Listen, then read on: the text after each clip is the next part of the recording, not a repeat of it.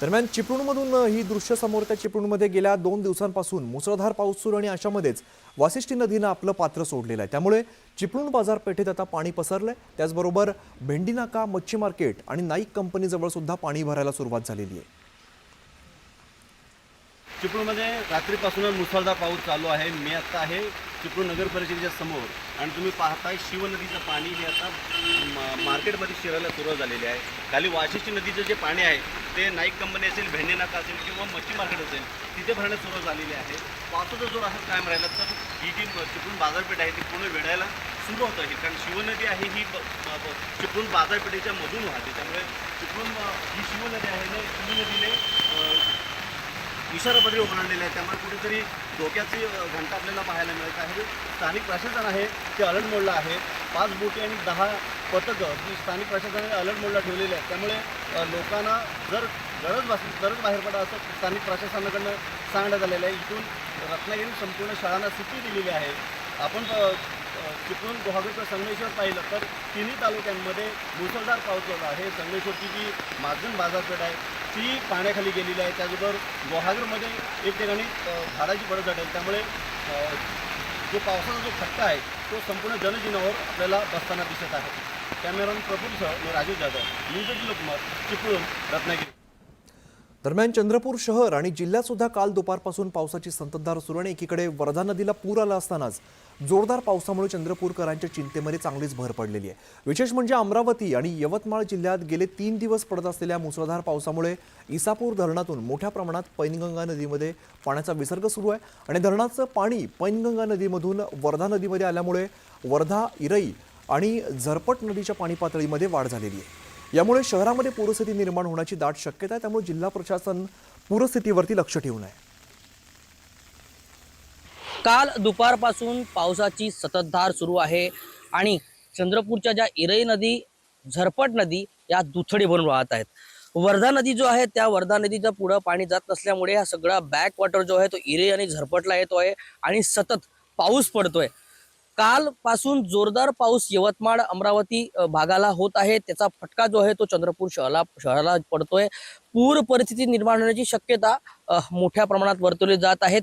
सध्या तरी इरई धरण जे आहे ते पूर्ण क्षमतेने भरले नसून म्हणजे 82 ते 83% भरलेलं आहे। त्याच्यामुळे इरई धरणाचे जे दार आहे ते उघडले नसल्यामुळे सध्या तरी मोठ्या प्रमाणात कोणता पुराचा धोका होणार नाही। परंतु असा सातत्याने पाऊस सुरू राहिला तर नाईलाजाने या इरई धरणाचे दरवाजे सुद्धा उघडावे लागेल।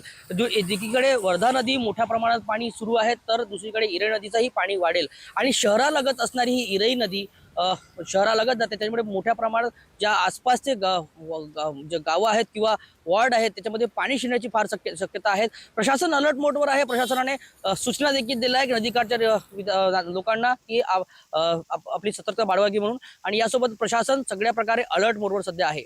हैदर शेख, न्यूज 18 लोकमत, चंद्रपूर। तर इकडे किंग सर्कल परिसरात सुद्धा मोठ्या प्रमाणात पाणी साचले आणि पाणी साचल्यामुळे नागरिकांची चांगलीच तारांबळ उडते। किंग सर्कल परिसरातली आपण ही दृश्य बघतोय। मोठ्या प्रमाणात या ठिकाणी पाणी साचलेलं आहे। आपण बघतोय बसचं बोनेट असेल किंवा अगदी या मोठ्या गाड्यांचं सुद्धा बोनेटपर्यंत पाणी लागतंय। त्यामुळे अशाच साठलेल्या पाण्यातून इकडनं वाहतूक करावी लागते। मोठ्या प्रमाणात पाणी साठल्यामुळे नागरिकांची चांगलीच तारांबळ उडते। किंग सर्कल परिसरातली ही सगळी दृश्य उदय जाधव आमचे प्रतिनिधी या संदर्भातली अधिकची माहिती देतात। उद्या आपण बघतोय किंग सर्कल परिसरात सुद्धा मोठ्या प्रमाणात पाणी साठलंय आणि हे पाणी आता वाढताना दिसतंय।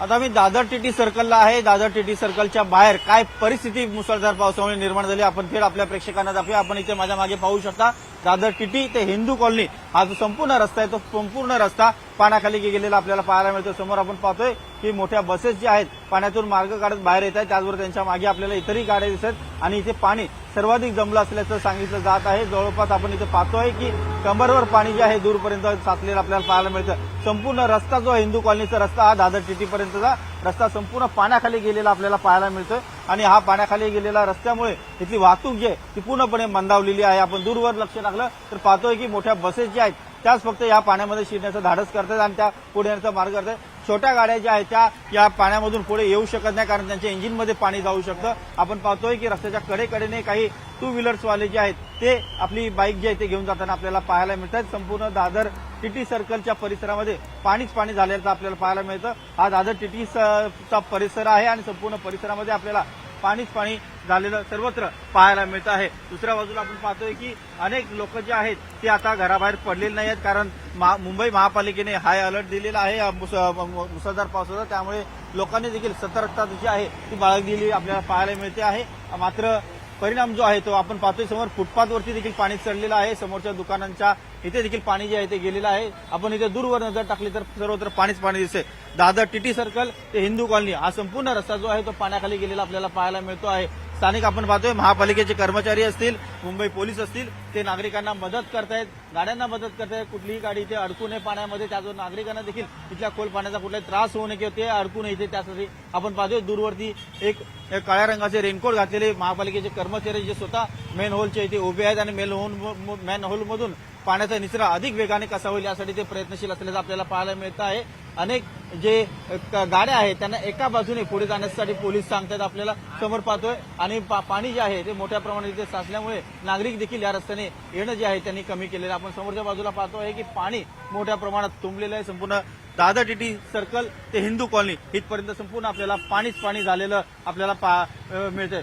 मुसळधार पाऊस पडतोय आणि पाऊस काही उसंत घेत नाही, पाऊस सातत्याने पडतोय, त्यामुळे पाणी जे आहे ते सातत्याने इथे जमा होत आहे. अगदी उदय, आणि या सगळ्यामुळे महापालिका प्रशासन असेल किंवा पोलीस प्रशासन असेल यांच्यावर सुद्धा सध्या ताण बघायला मिळतोय.